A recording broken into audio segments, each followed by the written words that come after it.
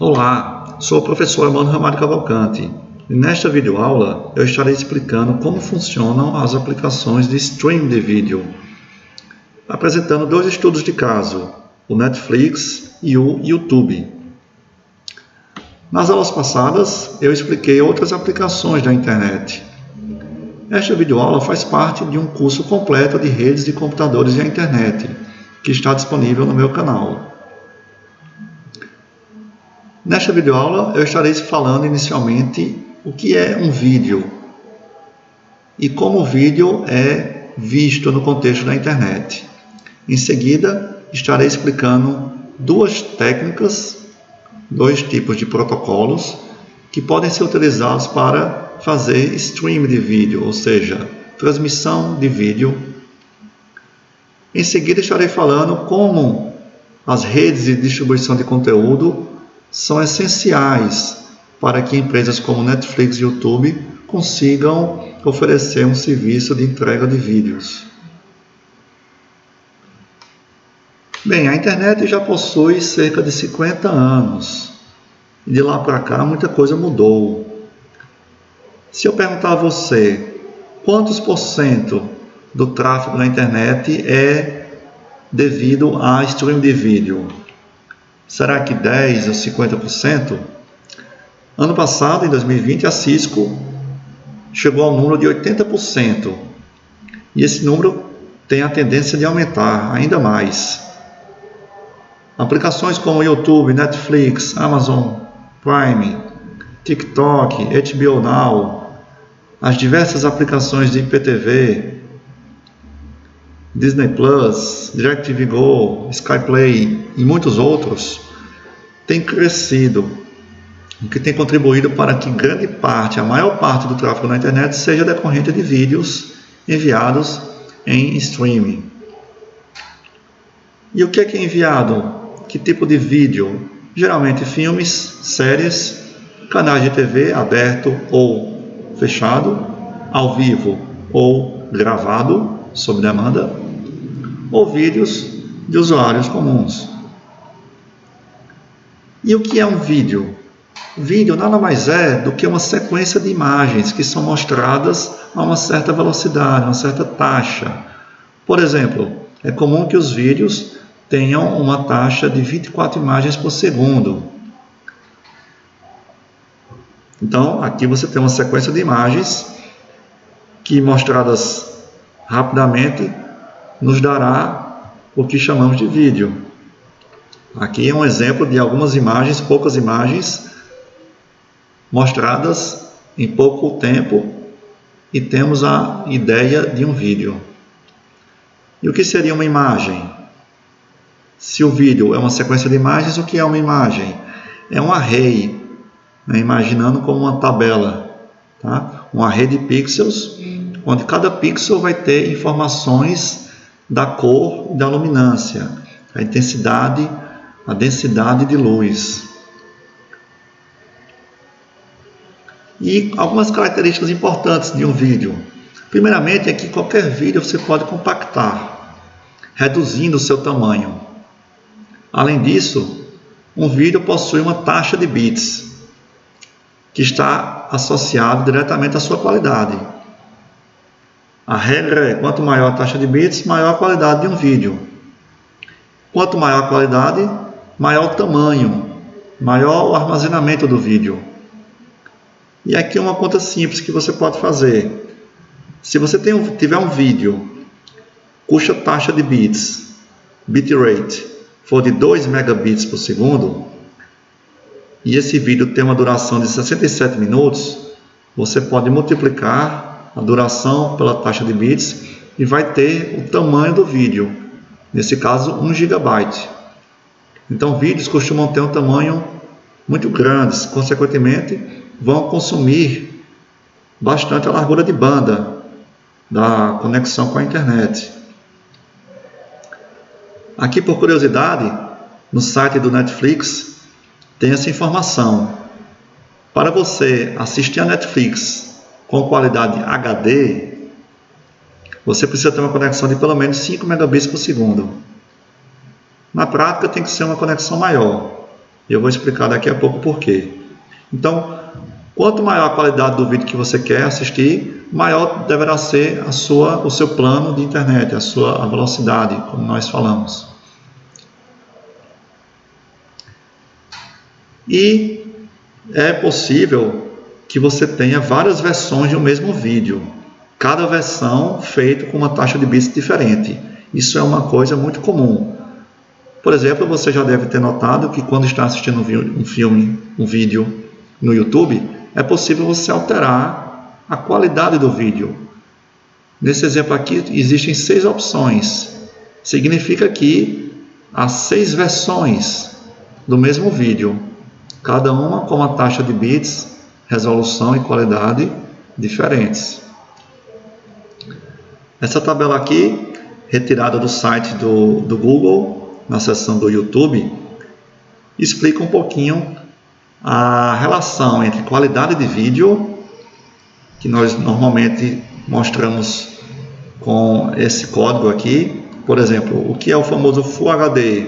É o 1080p de pixels, tá? Você tem a altura e largura da tela, e aí 1080 pixels é uma dessas medidas que representa o que chamamos de Full HD. O 4K tem uma resolução bem maior. E para cada qualidade de vídeo e resolução, você terá uma taxa de bits, considerando uma velocidade de frames padrão. Essa velocidade aqui de frames padrão é aquilo que eu falei no início. A sequência, a taxa, a velocidade com a qual as imagens são mostradas na tela. É comum 24 frames por segundo ou 30. Você pode ter um vídeo que utilize mais frames, uma velocidade maior. Por exemplo, aquelas câmeras que conseguem filmar em super câmera lenta, a ponto de você ver uma bala saindo de um revólver em um disparo, elas gravam em centenas de frames por segundo, por exemplo. Vídeos convencionais costumam ter 24 a 60 frames por segundo.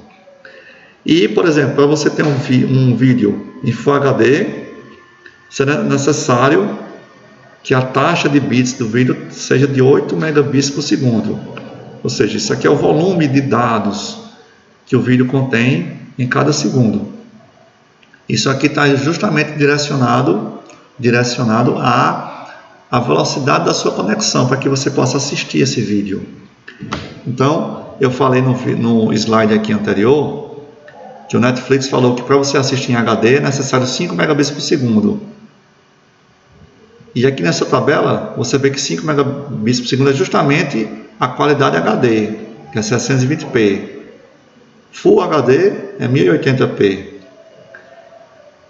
Só que na prática, o que ocorre? Você tem que ter mais do que essa velocidade, tá? Então, a primeira regra, para que o vídeo não trave, a sua rede, a velocidade da sua conexão com o seu provedor deve prover uma vazão. A vazão é a velocidade da sua conexão, tá? É os bits por segundo. A rede deve prover uma vazão para a aplicação de streaming que seja maior ou igual que o bitrate do vídeo. Então, para eu assistir um filme que tem um bitrate, uma taxa de bits de 8 megabits por segundo, eu tenho que ter uma conexão de pelo menos 8 megabits por segundo. Mas na prática, mais do que isso. Por quê? Aqui no Brasil e em qualquer lugar do mundo, os provedores vendem uma velocidade, mas não garantem o tempo todo que você tem aquela velocidade. Por exemplo, atualmente a regra é o seguinte: se você contrata um pacote de 100 megabits por segundo, a empresa que você está contratando, o seu provedor, tem que garantir pelo menos 40% dessa velocidade. Ou seja, se eu pago por 100 megabits por segundo, a empresa me garante que eu tenho pelo menos 40. E é muito incomum que você consiga estar durante muito tempo com 100 megabits por segundo. Então, você pode considerar algo assim: para você ter um acesso a um vídeo Full HD no YouTube, por exemplo, você tem que ter 3 vezes esse valor, pelo menos. Então seria 24 megabits por segundo. para uma pessoa só poder estar assistindo no YouTube. Como hoje é muito comum vários equipamentos acessando simultaneamente a rede, então tende a ser uma necessidade maior para que você consiga assistir vídeos de alta qualidade. Ok, então falei o que são vídeos. Os vídeos podem ser compactados, os vídeos possuem um bitrate, uma taxa de bits, a velocidade de frames por segundo.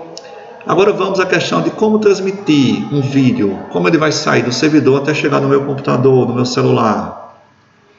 Antes de qualquer coisa, é importante diferenciar os termos download e streaming. Download, se você fizer um download de um vídeo, de uma música, você só vai poder escutar essa música ou assistir o vídeo após terminar completamente o download. Já streaming não. Você vai estar escutando a música ou assistindo o vídeo enquanto aquele arquivo ainda está sendo baixado no seu computador. O download seria uma analogia com um lago. A água está parada. Enquanto que streaming dá a ideia de movimento, de fluxo, como um riacho ou um rio. E aqui entra um conceito muito importante.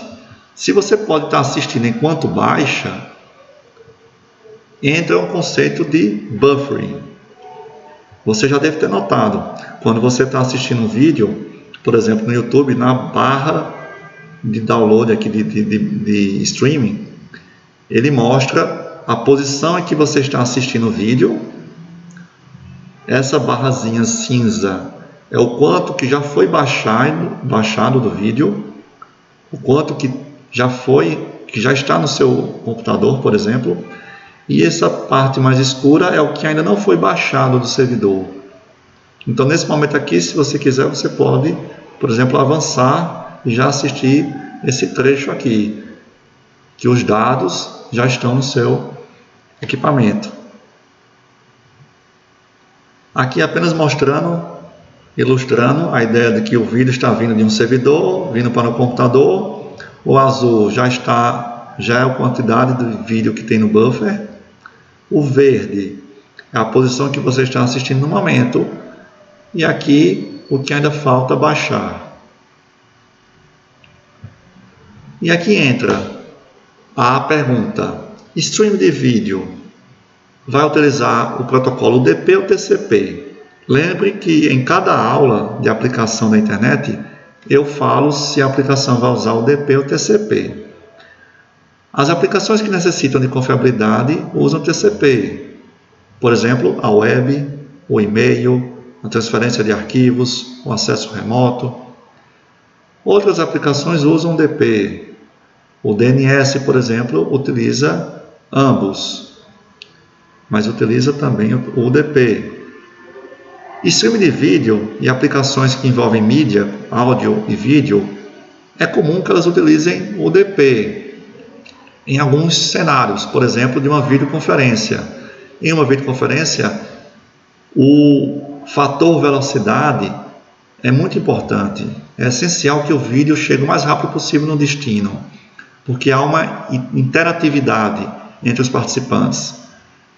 E vamos estudar depois, quando chegar na camada de transporte, e vamos saber por que o UDP é a escolha certa para cá. Ele é mais rápido. Já cenários de vídeo sob demanda, por exemplo, o vídeo já está gravado, não é necessário uma interatividade, então a confiabilidade é mais importante. Nesse sentido, se faz o uso do TCP. Ok, então como é o HTTP Streaming? Primeiro eu quero deixar claro que existem vários protocolos que são usados para streaming de vídeo. Porém, o mais comum é utilizar o próprio HTTP. Por quê? É um protocolo bem utilizado na web, é o protocolo e a aplicação mais utilizadas, e fica mais fácil você adaptar um protocolo que já existe, que já funciona, para fazer uma outra tarefa, no caso aqui, streaming de vídeo. Então, como que funciona o HTTP Streaming? Você tem um servidor web convencional, como por exemplo o Apache, e nesse servidor você tem um arquivo de vídeo. por exemplo, com essa URL, http://site.com/video.mp4. E do outro lado você tem um cliente web, tá? Um navegador, por exemplo, ou um outro programa que vai falar o protocolo HTTP. E nesse computador aqui você vai ter a aplicação de streaming, tá? O programa que vai exibir o vídeo. E é o que acontece, o cliente web vai solicitar, fazer uma mensagem GET, enviar uma mensagem GET para o servidor para obter esse vídeo. E o servidor vai começar a enviar os pacotes desse vídeo. À medida que os pacotes, os segmentos vão chegando, existe um buffer aqui no cliente e esses pacotes vão sendo armazenados. A partir do momento que começa a encher o buffer, começa a ser preenchido, geralmente o player começa a mostrar uma barrinha de progresso. E quando o buffer atinge um certo patamar, já é momento do vídeo começar a aparecer.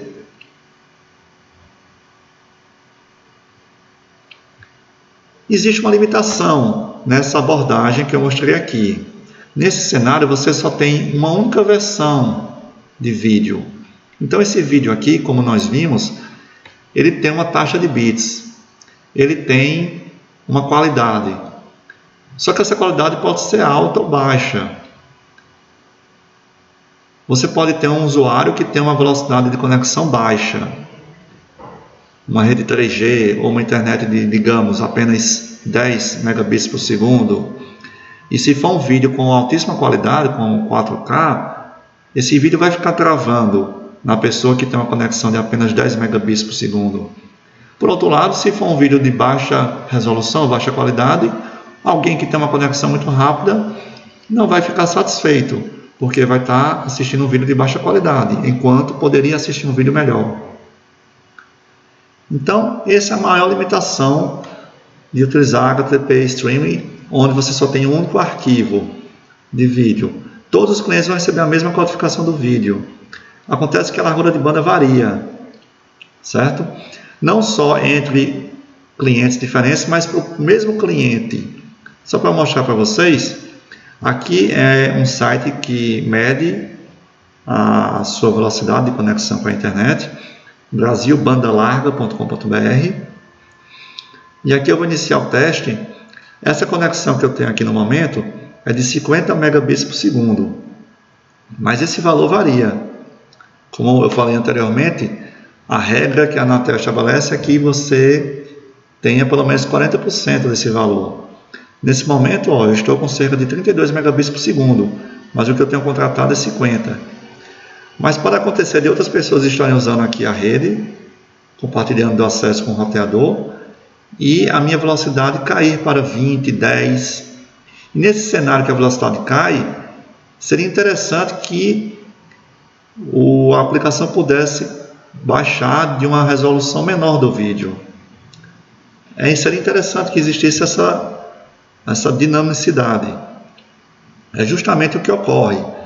Existe uma solução chamada Dash, que é o stream adaptativo dinâmico via HTTP. Como que funciona isso?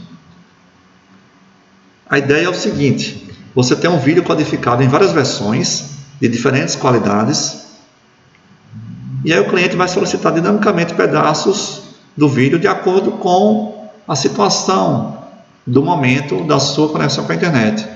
Se a largura de banda disponível estiver alta, então o aplicativo de streaming vai baixar versões de maior qualidade do vídeo. Se a largura de banda cai, então pega uma versão mais baixa. Pelo menos a pessoa vai conseguir assistir o vídeo ainda. Não vai haver travamentos, tá? Então, essa solução, que se chama Dash, utilizada, por exemplo, pelo Netflix, funciona da seguinte maneira: você tem um vídeo, o vídeo está segmentado em vários pedaços bem pequenos, por exemplo, de apenas 4 segundos. Esses pedaços vão estar armazenados no servidor web, e vai haver esse vídeo aqui vai ter várias versões dele. Por exemplo, uma versão de 7 megabits por segundo, uma outra versão de 10 megabits por segundo, considerando um dispositivo com uma maior resolução, uma TV, Smart TV, por exemplo, e uma resolução menor para dispositivos com uma tela menor. Então, vai haver várias versões e cada versão, obviamente, vai ter a sua própria URL, tá? E aí, como vai funcionar a mágica? Na hora que o cliente requisitar o servidor, em vez de requisitar um vídeo, inicialmente ele vai receber um arquivo de manifesto que vai explicar a aplicação de streaming, quais são os vídeos que tem no servidor, quais são os dados desse vídeo, as características, bitrate, resolução e a URL de cada um, para que a aplicação de streaming de vídeo possa escolher qual vídeo vai baixar de acordo com a situação atual da largura de banda do cliente, tá bom? Então, arquivo manifesto é um termo muito comum na computação, tá? Significa um arquivo que vai conter metadados, ou seja, dados sobre o próprio arquivo. Nesse exemplo aqui, é um arquivo que vai ter informações sobre o vídeo, tá? Sobre as diferentes versões do vídeo. Então vamos ver o passo a passo para ficar claro. O cliente solicita o arquivo de manifesto. E aí ele recebe esse arquivo, lê, e aí começa a fazer a solicitação dos pedaços do vídeo. Ele pode começar, para carregar mais rápido, começar baixando da versão mais simples, de menor qualidade, para que comece o vídeo ser executado mais rapidamente. E depois ele começa a baixar versões melhores. Essa solicitação é utilizando o protocolo HTTP, mensagem GET. E aí, enquanto ele vai solicitando e recebendo os pedaços do vídeo, o cliente vai medindo a largura de banda recebida e executa um algoritmo de determinação de taxa para poder selecionar o pedaço a ser solicitado a seguir. Ele vai medindo e vendo, minha velocidade está boa, então ele pede um vídeo com qualidade melhor. Ele pede um pedaço do vídeo de melhor qualidade, tá? Essa decisão vai levar em conta o quanto tem disponível na largura de banda e também o quanto de conteúdo de vídeo ainda não foi visto no buffer. Se tem muito buffer que o cliente ainda não viu, por exemplo, você está assistindo um vídeo, pausou, e aí a aplicação continua baixando um pouco, até o buffer ter um tempo, uma sobra de alguns minutos. Então, significa que enquanto o cliente vai estar assistindo aquele vídeo no buffer, vai ser possível baixar uma qualidade melhor. Ok? Então, a grande vantagem do Dash é permitir que o cliente alterne livremente entre os diferentes níveis de qualidade do vídeo. Se a conexão está boa, vai baixar uma versão Full HD ou 4K, quem sabe. Se em algum momento a conexão está lenta, assiste em HD ou numa resolução menor, tá?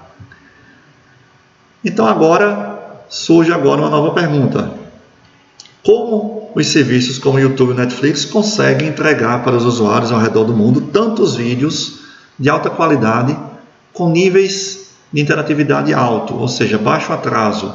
Você abre o YouTube, clica em qualquer vídeo e em questão de pouquíssimos segundos o vídeo já começa a rodar, assim como no Netflix. Será que eles usam um data center gigante? Como é que eles conseguem? A solução se chama redes de distribuição de conteúdo. Vamos saber o que são isso, né? Primeiro vamos ver como seria se não existisse as redes de distribuição de conteúdo. Imagine que você é o dono do YouTube, a empresa está começando a surgir, e você pensa em criar um gigantesco data center para colocar todos os vídeos lá. E esse data center vai estar em algum local, por exemplo, na Califórnia, nos Estados Unidos, e as pessoas de todo mundo vão estar acessando e requisitando os vídeos nesse data center. Tá? Esse cenário não é o ideal, não iria funcionar bem. Por quê? Primeira razão, os usuários podem estar muito distantes do data center. Como eu falei em aulas passadas, existem vários saltos de distância entre você com seu computador ou seu celular e o servidor que você está acessando. Os saltos são determinados aqui pelos roteadores. No caso aqui você tem 7 roteadores. Então são 7 saltos. É comum você ter 10, 15, 20 ou mais saltos. Então se você coloca todos os vídeos no data center, as pessoas que estão mais distantes da tua rede vão estar muitos saltos. Elas não vão conseguir acessar com a mesma qualidade que as pessoas mais próximas. Se for tudo nos Estados Unidos, os usuários que estão nos Estados Unidos iriam assistir bem no YouTube, mas pessoas que estão muito distantes geograficamente, tá? Ou pelos saltos, e não iriam conseguir assistir com uma qualidade suficiente, porque a latência, o atraso seria maior e haveria o risco da vazão não ser suficiente. Bastaria que um único enlace, lembrando que aqui cada salto desse tem um enlace, cada enlace tem a sua taxa de transmissão. Se nesse exemplo aqui o servidor está mandando um vídeo a 30 megabits por segundo e é necessário uma conexão de pelo menos 30 megabits por segundo para assistir, sem travamento, uma pessoa que tem 100 megabits por segundo pensaria, eu vou conseguir assistir bem um vídeo, pois o vídeo tem esse bitrate e a minha velocidade é maior. Porém, nesse cenário aqui hipotético, você teria um enlace que tem apenas 20 megabits por segundo. E aí, consequentemente, esse valor aqui é o que iria chegar aqui. Tá? O menor valor dos enlaces é o que iria representar a taxa de chegada. Ok? Então, apenas entenda que ter o data center com todos os vídeos não seria uma ideia boa, porque pessoas que estão distantes daquela rede iriam ter uma latência maior, porque para cada roteador desse aqui você tem vários atrasos, tá? De processamento, fila, transmissão, propagação, e poderia ocorrer esse risco aqui de um dos enlaces virar um gargalo de comunicação, limitando essa velocidade aqui que você tem. Um segundo ponto é mais no sentido de custos e de desperdício. Imagine que está todos os vídeos aqui no data center e, no caso o YouTube, ele tem o seu provedor, né, o ISP, e todos os vídeos, imagine um vídeo muito popular, ele estaria sempre sendo enviado para cá, para a rede do provedor, e do provedor iria para a internet, até chegar aos clientes. E o mesmo vídeo, os mesmos bytes estariam sempre transmitindo e passando por aqui. Então iria estar sendo um uso sobrecarregado desse enlace com o provedor. Como o tráfego ficaria muito alto, iria aumentar os custos para a empresa, além do desperdício de largura de banda, tá? Enviando os mesmos bytes repetidamente para vídeos mais populares. E um terceiro ponto é simples de entender. Se você tem um único data center com todos os vídeos, ele é um ponto único de falha. Se ocorrer algum problema, alguma falha, simplesmente ninguém mais iria conseguir assistir os vídeos.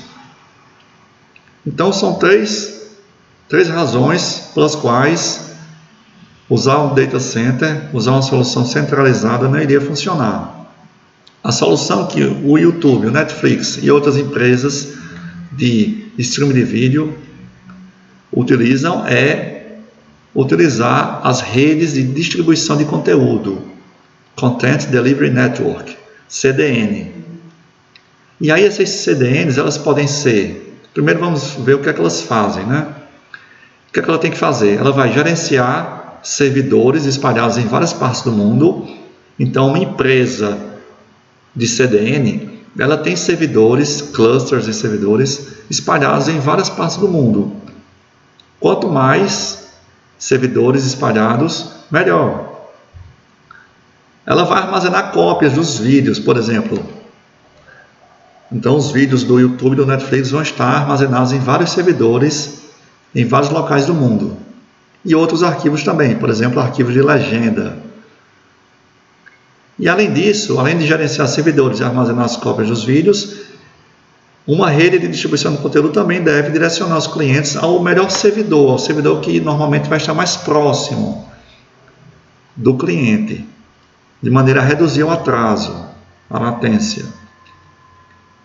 E aí existem redes, existem CDNs privadas e terceirizadas. O YouTube, por exemplo, utiliza uma CDN própria, do próprio Google. O próprio Google tem uma CDN e o YouTube pertence a Google. Netflix, inicialmente, não tinha uma CDN própria. Ela pagava para que essas outras empresas aqui, Akamai, Limelight e Level 3, pagava para que elas distribuíssem os seus vídeos. Mas com o tempo ela foi e construiu sua própria CDN.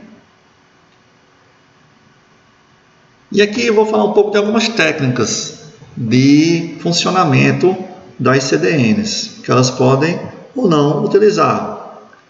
Uma das técnicas se chama pull caching, tá?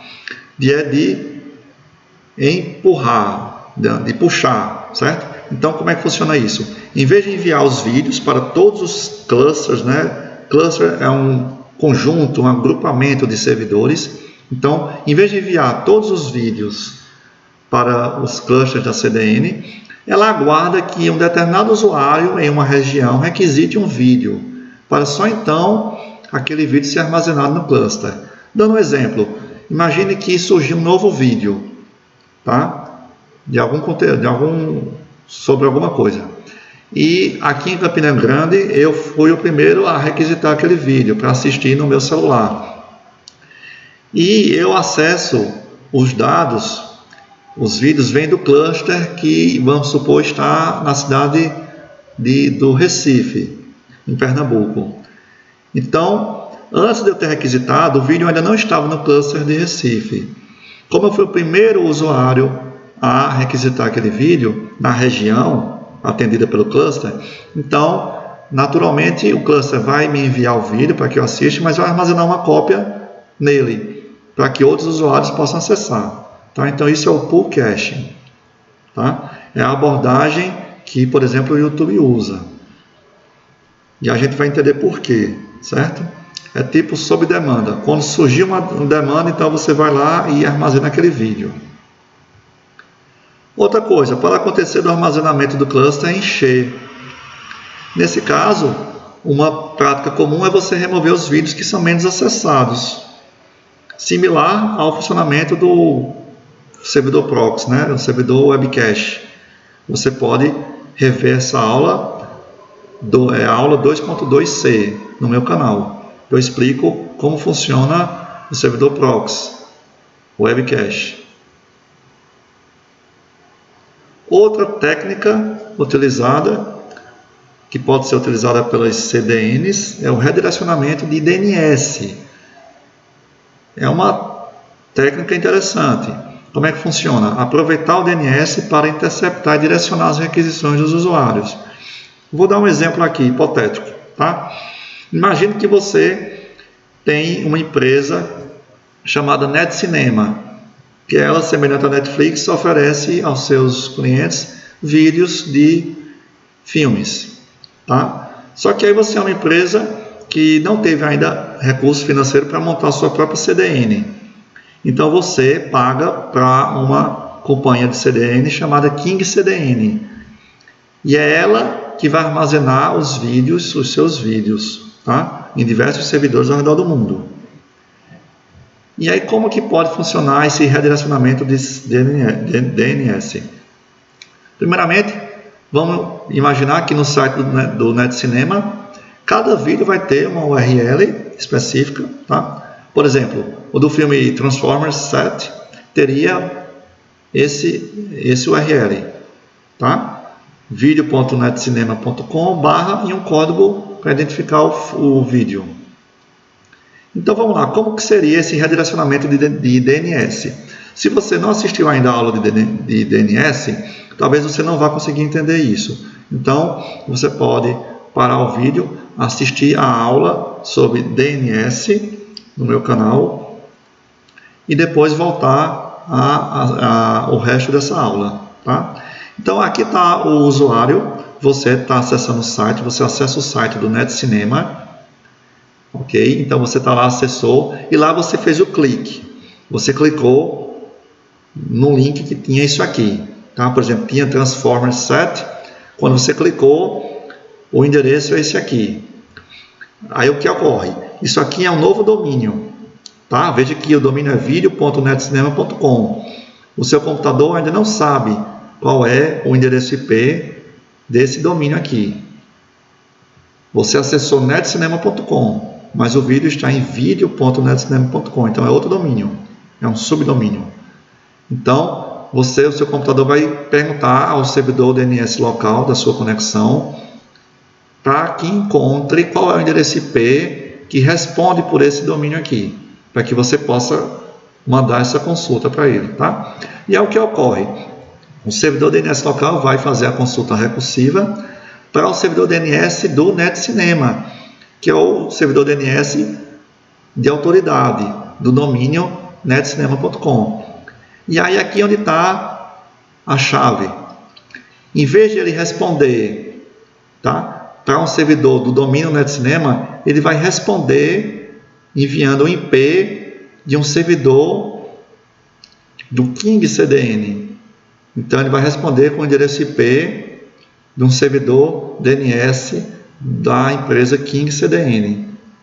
E aí o servidor local vai perguntar a ele, servidor do KingCDN, servidor de autoridade, que é aquele que sabe quais são os endereços IPs de cada domínio dentro dessa rede. E aí ele vai responder com o endereço IP desse servidor aqui.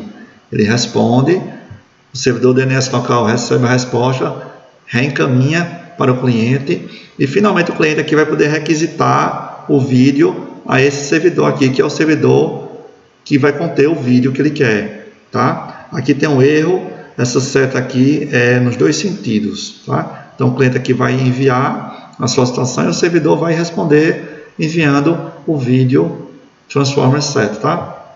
Então a ideia é que quem respondeu, embora você está aqui acessando um domínio, né, que é netcinema.com, quem vai responder isso aqui é um servidor do domínio KingCDN. E isso foi feito por meio de um redirecionamento de DNS. Tá? Então, isso é uma forma que a CDN pode trabalhar, tá bom? Agora, uma outra pergunta que você pode ter. Como selecionar esse cara aqui? Né? Porque, vamos supor que aqui, isso aqui está aqui em Campina Grande, Paraíba, Brasil. E o KingCDN tem diversos, centenas de servidores espalhados ao redor do mundo. Como ele vai saber qual é o melhor servidor para atender o usuário humano que está em Campina Grande? Aí você pode pensar em duas formas, duas soluções de selecionar o cluster. Uma estática que funciona da seguinte maneira: a partir do endereço IP do DNS local, do servidor DNS local do usuário, que é esse cara aqui, via de regra, o servidor DNS local está muito próximo do cliente, a não ser que você tenha alterado na sua conexão para usar um outro servidor DNS. Mas normalmente, se você usa o servidor DNS do seu provedor, o servidor DNS vai estar muito próximo de você, tá? Na mesma cidade. E aí, quando o servidor DNS vai consultar aqui o servidor DNS do KingCDN, ele vai consultar o IP desse cara aqui, vai usar algum serviço, algum banco de dados de geolocalização, como por exemplo dessa empresa aqui, MaxMind. E essa empresa aqui, ela diz onde é que está um determinado endereço IP. Você coloca o endereço IP e ele vai dizer onde é que está. Você coloca aqui o endereço IP e ele diz onde que está aquele endereço. E diz qual que é o provedor. Por exemplo, esse aqui, botei o endereço IP, diz aqui Campina Grande, né? Tá errado aqui, Campina Grande, Paraíba, o CEP e quem é o provedor, BrisaNet. Então ele consegue acertar com uma alta taxa de precisão, certo? O local de um servidor por meio do endereço IP. Então poderia-se usar essa solução, tá? Se ele visse que quem me consultou é um servidor DNS que está em Campina Grande, então eu vou mandar o servidor lá de Recife, o cluster de Recife, que é o mais próximo para o cliente que está em Campina Grande, na Paraíba. Uma outra solução seria dinâmica, tá? Porque nem sempre o servidor mais próximo geograficamente vai ser o melhor. Nesse caso, a melhor forma é você medir o atraso entre o cluster e o servidor DNS local. Então, uma solução seria esses servidores aqui continuamente estarem medindo o tempo de atraso para se comunicar com os diversos servidores locais. E aí, quando chegasse uma requisição, ele iria saber qual era o servidor mais próximo em termos de atraso para o servidor local e, consequentemente, para o cliente. Tá? Uma maneira de você medir esse tempo de atraso é justamente fazendo mensagem de ping ou uma própria consulta DNS. E aí, aferindo o tempo que gasta para o pacote ir e voltar, o RTT.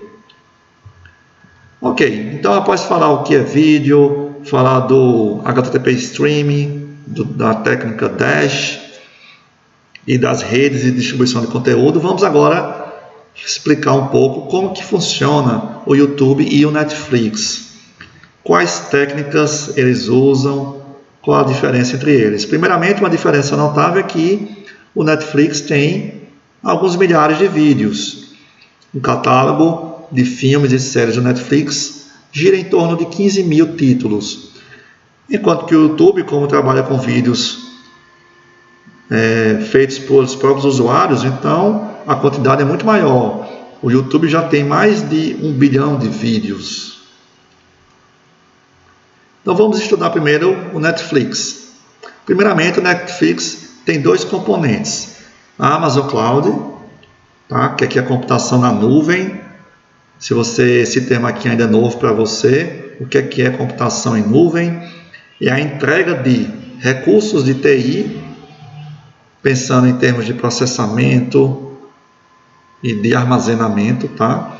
A entrega de recursos de TI por meio de um valor que você vai pagar. Então, assim como você paga pela conta de energia, pela água, você paga pelos recursos, paga pela internet, você paga também agora pelos recursos que você vai usar.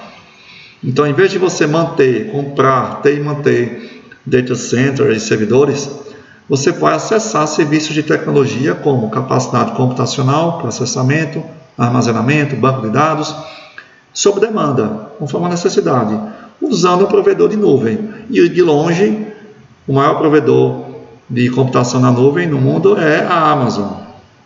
Então, a Netflix usa justamente a Amazon Cloud e ela utiliza uma CDN privada. Inicialmente, a Netflix não tinha, terceirizava isso, mas depois passou a ter a sua própria CDN. Então, vamos ver aqui como que é a operacionalização do Netflix. Primeiramente, ela vai receber os vídeos dos estúdios, tá? Ou que ela mesma produz. Vai receber os vídeos, tá? Vai receber essas versões e vai fazer a ingestão de conteúdo, ou seja, antes de distribuir esse vídeo para os clientes, esses vídeos precisam primeiramente serem processados.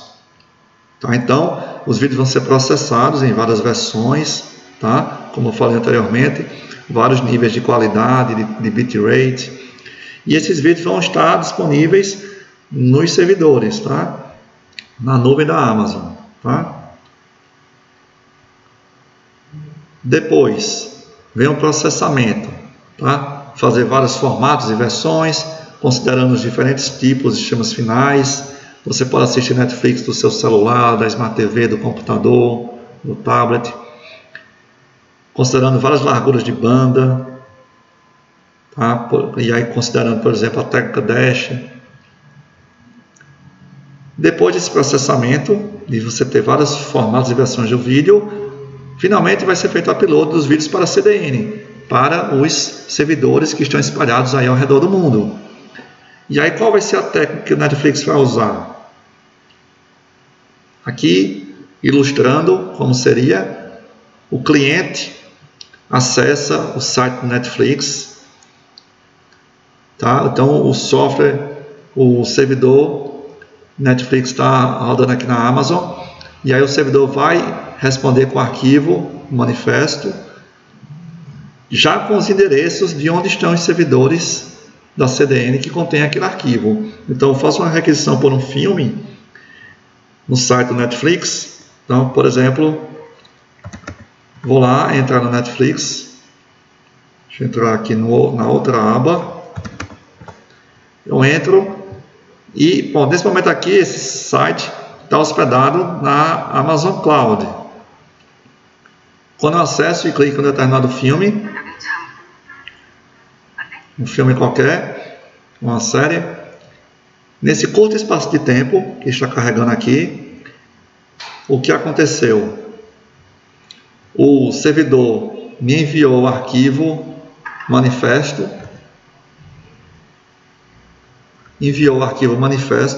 no meu computador, informando os formatos do arquivo daquele vídeo, tá? E os endereços IPs dos servidores DNS onde tem aquele arquivo. E aí, meu cliente, no caso aqui o próprio navegador, vai começar a solicitar de acordo com a minha situação de largura de banda.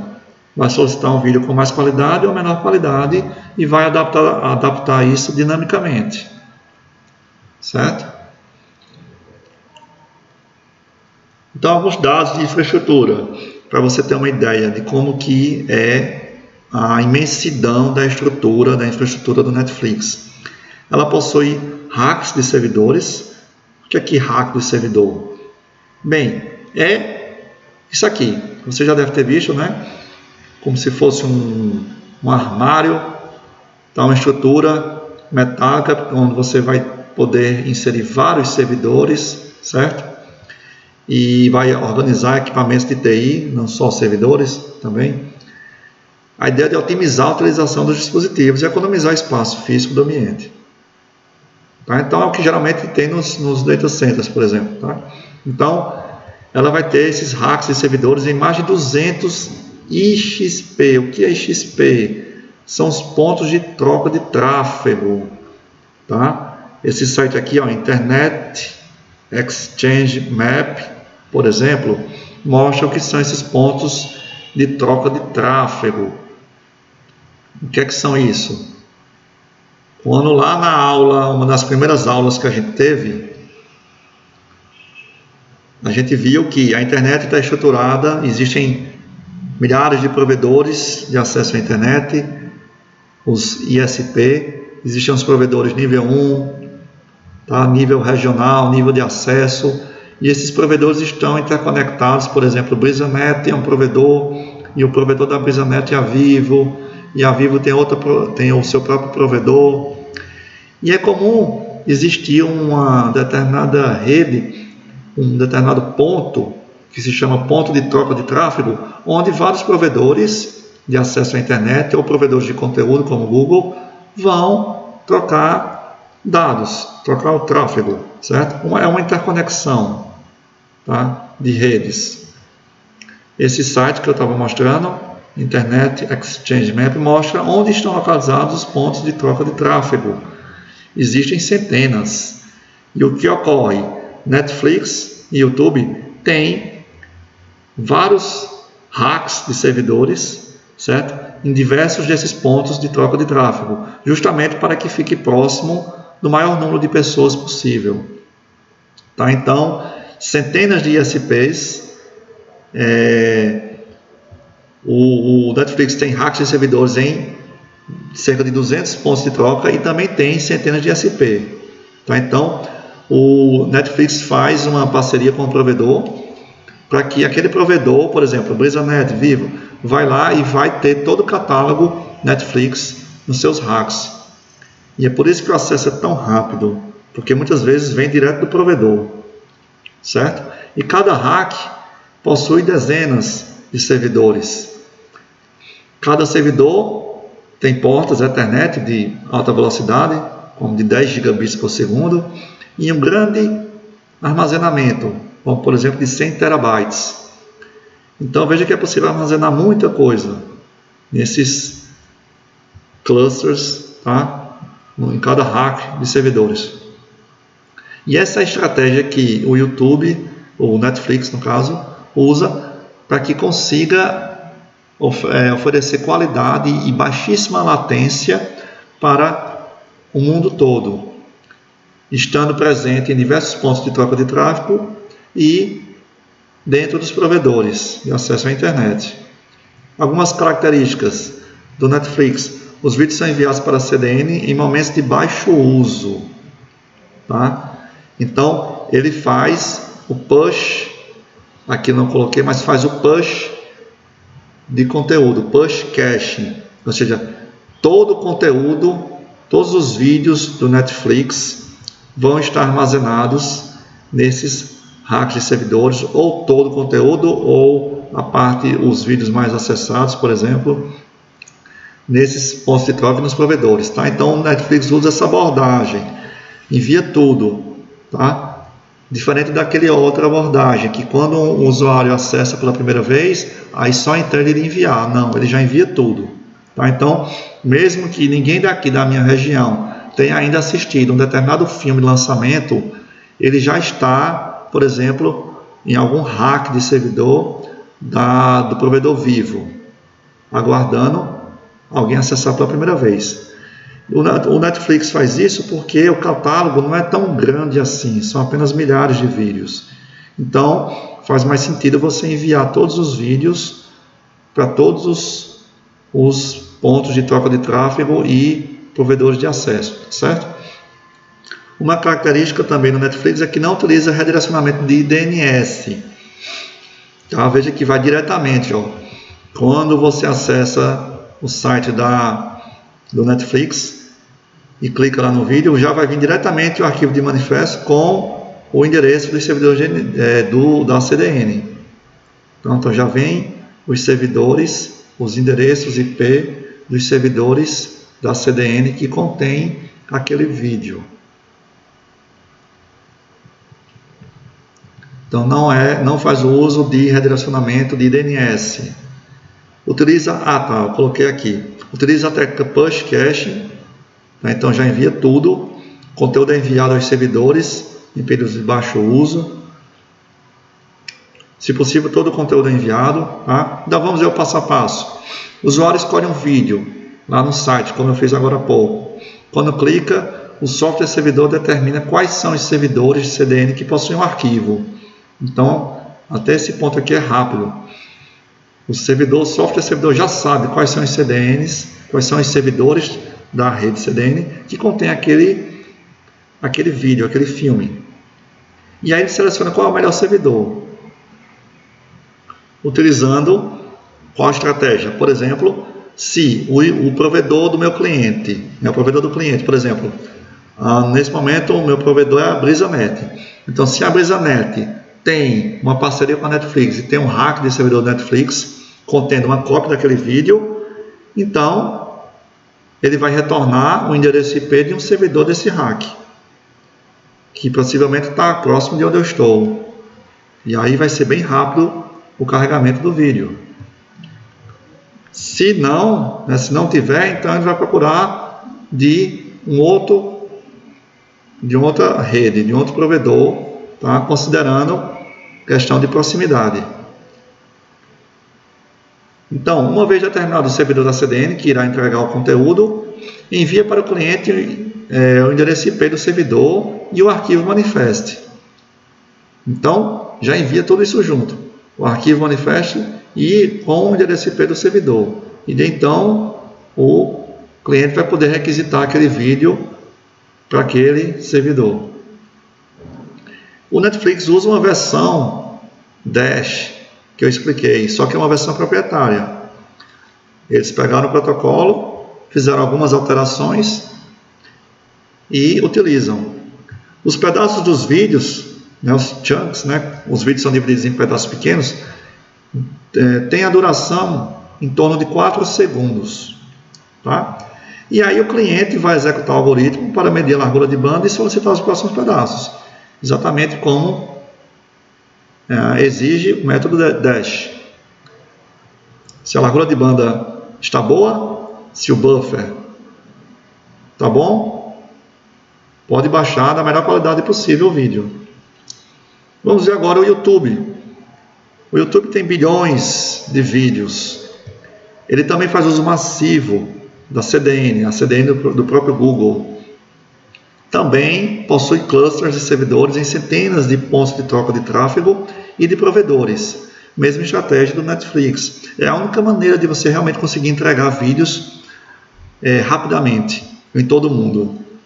Atualmente não há uma outra estratégia melhor do que essa. É uma solução distribuída. E a YouTube, diferentemente do Netflix, não usa o push caching, ele usa o pull caching. Ou seja, só quando o usuário acessar um vídeo, clicar pela primeira vez, é que aquele vídeo vai ficar armazenado no cluster próximo dele. E você pode perguntar, por que isso? Bem, o YouTube tem bilhões de vídeos. Imagine como seria armazenar bilhões de vídeos em todos os clusters. Seria muito complicado. Tá? E diferente do Netflix, que você tem, por exemplo, um filme de sucesso, ele é assistido em todo o mundo. Já no YouTube, são vídeos de usuários, muitas vezes o uso é regional. Um vídeo que é em português não vai ser visto por pessoas que não falam português. Então, com isso, faz mais sentido você usar o pull caching, porque aquele vídeo possivelmente só vai ser de interesse de uma pequena região. Claro que tem exceções, mas a regra geral dos vídeos do YouTube é essa. E devido à grande quantidade, é melhor você fazer o pull caching. O desempenho vai ser melhor. Diferentemente do Netflix também, o YouTube faz redirecionamento de DNS, semelhante à maneira como eu expliquei anteriormente. E como que o YouTube faz para selecionar o cluster que vai atender ao cliente? Ele faz com medidas de RTT, tá? Que é o Round Trip Time, para o tempo de atraso, vai fazendo medidas entre o servidor DNS local e os clusters para saber qual é aquele que vai ter o menor atraso para o cliente em um determinado momento. Então, algumas características, o YouTube usa o HTTP Streaming, mas não usa o Dash.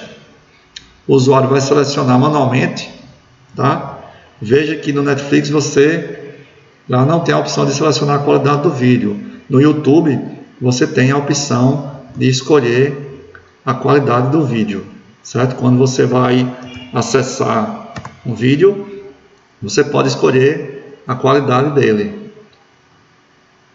Então você pode vir aqui em um vídeo qualquer e escolher a qualidade do vídeo.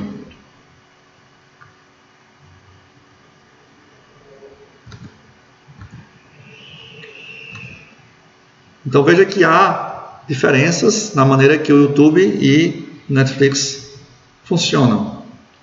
As escolhas, algumas são iguais, outras são diferentes. Outra característica é que o YouTube usa a solicitação de intervalo de bytes HTTP. O que é isso? A ideia é limitar o fluxo de dados transmitidos após uma quantidade alvo de vídeo ser pré-buscada. Tá? Por quê? Para evitar que, por exemplo, você abra o vídeo lá no YouTube e você abre e deixa ele carregando, e ele não vai carregar tudo, ele só vai carregar uma parte, porque a pessoa pode ter deixado aberto lá e simplesmente não vai assistir o vídeo todo, então ele não vai encher todo o buffer. Após chegar a um certo limite do buffer, ele vai parar, e só se você realmente começar a assistir e o buffer começar a ficar menor é que ele vai continuar baixando o resto do vídeo, certo? Então o processamento dos milhões de vídeos que são enviados diariamente no YouTube ocorre nos data centers da Google. Google tem dezenas de data centers espalhados pelo mundo. E aqui, para resumir as características, tá, em relação a Netflix e YouTube. Primeiramente, uma diferença enorme em relação a catálogo. O YouTube tem bilhões de vídeos. O YouTube faz redirecionamento de DNS, enquanto o Netflix não faz. A inserção na CDN, a forma como o vídeo é enviado, chega nos servidores da CDN, no Netflix é empurrando, ou seja, jogando tudo para lá, certo? Ou a maior parte, antes mesmo do usuário, de um primeiro usuário ter solicitado, enquanto que o YouTube não, faz o pull caching, que é à medida que um determinado usuário acessa um vídeo, então aquele vídeo vai fazer parte do cluster que atende aquela região daquele cliente. Ambos usam CDN privado e a tecla de envio do Netflix é dash, aqui está invertido, corrigindo, é dash no caso do Netflix, uma versão proprietária, e no caso do YouTube é o HTTP Streaming, certo? Mas considerando que vai ter várias versões do vídeo, ok? As referências para essa aula: o livro do James Close, 8ª edição, a versão em inglês, lançada em 2020, um grupo de estudos da Universidade Federal do Rio de Janeiro. Próxima aula, vamos descer de aplicação, da camada de aplicação para a camada de transporte, e vamos finalmente entender melhor como que o TCP e o UDP trabalham, quais as diferenças entre eles. A gente estudou que algumas aplicações usam TCP, outras usam UDP, mas vamos realmente saber o que é que eles oferecem às aplicações. Até mais.